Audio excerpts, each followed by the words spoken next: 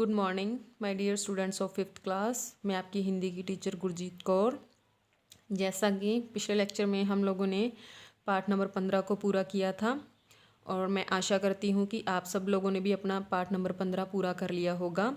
और आज हम शुरू करेंगे पार्ट नंबर 16 जो कि पेज नंबर है 106 ठीक है। और पार्ट नंबर 16 का नाम है हिमालय की यात्रा। हिमालय की यात्रा पाठ के लेखक कौन हैं? पंडित जवाहरलाल नेहरू। पंडित जवाहरलाल नेहरू कौन थे? हमारे देश के पहले प्रधानमंत्री थे।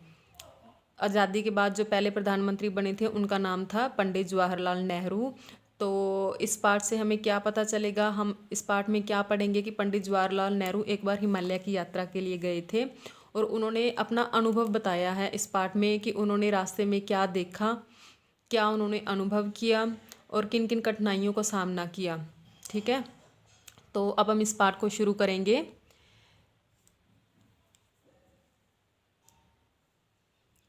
मेरी शादी 1916 में दिल्ली में वसंत पंचमी के दिन हुई थी। उस वर्ष गर्मी में हमने कुछ महीने कश्मीर में बिताए।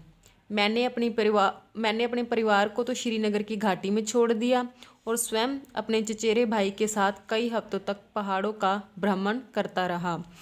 चचेरे का अर्थ क्या होता है? चचेरे का मतलब क्या होता है? चाचे का लड़का। ठीक है, चचेरे भाई का मतलब क्या हुआ? चाचे का लड़का के साथ कई हफ्तों तक पहाड़ों का भ्रमण करता रहा। भ्रमण का अर्थ क्या होता है? भ्रमण का मतलब होता है घूमना फिरना। धीरे धीरे हम लद्दाख रोड तक बढ़ते चले गए। लद्दाख एक जगह का नाम है। ठीक है, संसार के ऊंचे प्रदेश में उन संकरी और निर्जन घाटियों में जो तिब्बत के मैदान की तरफ जाती हैं। संकरी क्या होती है? कम चौड़ी। और निर्जन क्या होती है? सुनी, जहाँ कोई आता जाता ना हो, बिल्कुल सुनसान घाटियों में जो तिब्बत एक जगह का नाम है, तिब्बत के मैदान की तरफ जाती हैं। घूमने का मेरा यह पहला अनुभव था। पहला अनुभव मतलब मैं इससे पहले कहीं घूमने नहीं गया था ऐसी जगह पर। जो जीला घाटी की चोटी से हमने देखा तो एक तरफ नीचे की ओर पर्वतों की घनी हरियाली थी तो दूसरी तरफ कड़ी नगन चट्टानें थी। जो जीला घाटी, ये घाटी का नाम है। तो उन्होंने क्या देखा था वहाँ से? घाटी से क्या देखा? एक तरफ तो घने पर्वत हैं, ठीक है, और दूसरी तरफ क्या है? नगन चट्टानें, मतलब नंगी चट्टानें हैं।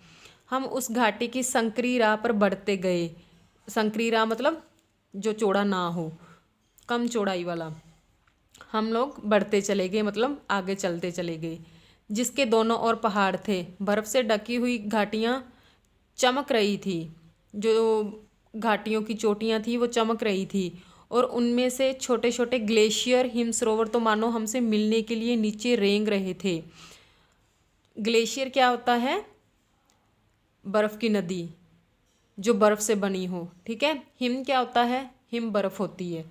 ठीक है, सरोवर तो मानो हमसे मिलने के लिए नीचे रेंग रहे हो। रेंग का मतलब धीरे धीरे आगे बढ़ना। ठीक है, उनमें से छोटे छोटे ग्लेशियर, हिम सरोवर तो मानो हमसे मिलने के लिए नीचे रेंग रहे थे।